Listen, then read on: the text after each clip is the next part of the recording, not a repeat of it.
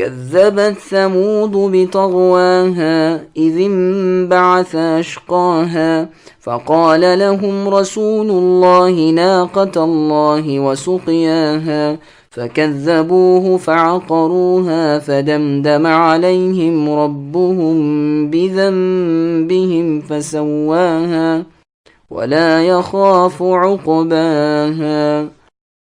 سمودیوں نے اپنی سرکشی کے باعث جھٹلایا۔ جب ان میں کا بڑا بدبخت اٹھ کھڑا ہوا، انہیں اللہ کے رسول نے فرما دیا تھا کہ اللہ تعالیٰ کی اونٹنی اور اس کی پانی پینے کی باری کی حفاظت کرو۔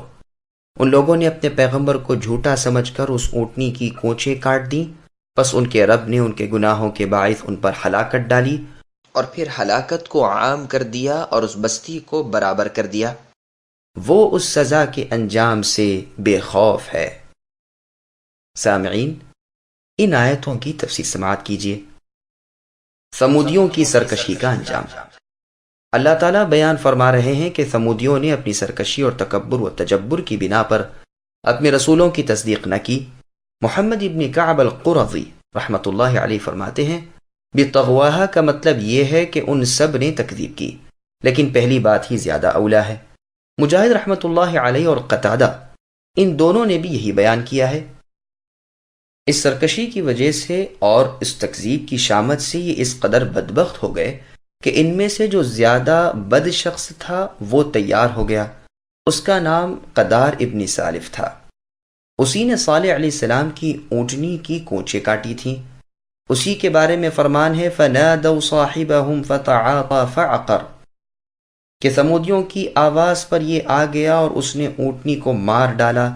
یہ شخص اس قوم میں ذی عزت تھا، ذی نسب تھا، یعنی عزت اور نسب والا، شریف تھا، قوم کا رئیس اور سردار تھا۔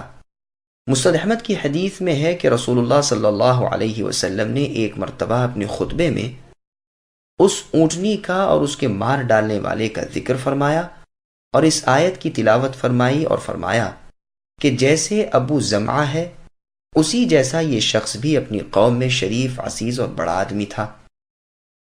امام بخاری رحمۃ اللہ علیہ بھی اسے تفسیر میں اور امام مسلم جہنم کی صفت میں لائے ہیں، اور سنن ترمذی، سنن نسائی میں بھی یہ روایت تفسیر میں ہے۔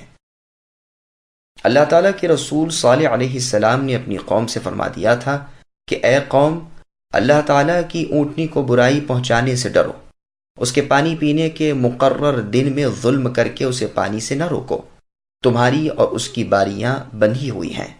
لیکن ان بدبختوں نے پیغمبر صالح علیہ السلام کی نہ مانی، جس گناہ کے باعث ان کے دل سخت ہو گئے، اور پھر یہ صاف طور پر مقابلے کے لیے تیار ہو گئے اور اس اونٹنی کی کوچیں کاٹ دی جسے اللہ تعالیٰ نے بغیر ماں باپ کے پتھر کی ایک چٹان سے پیدا کیا تھا، جو صالح علیہ السلام کا معجزہ اور اللہ تعالیٰ کی قدرت کی کامل نشانی تھی۔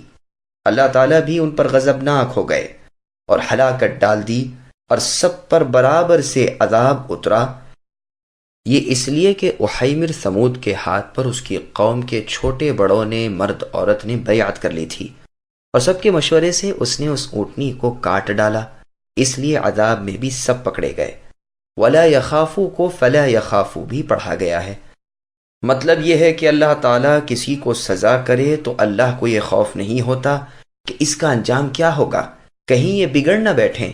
یہ مطلب بھی ہو سکتا ہے کہ اس بدکار احیمر ثمود نے اونٹنی کو مار تو ڈالا لیکن انجام سے نہ ڈرا، مگر پہلا قول ہی اولا ہے، یعنی اللہ کو کسی کو عذاب دینے پر خوف نہیں ہوتا۔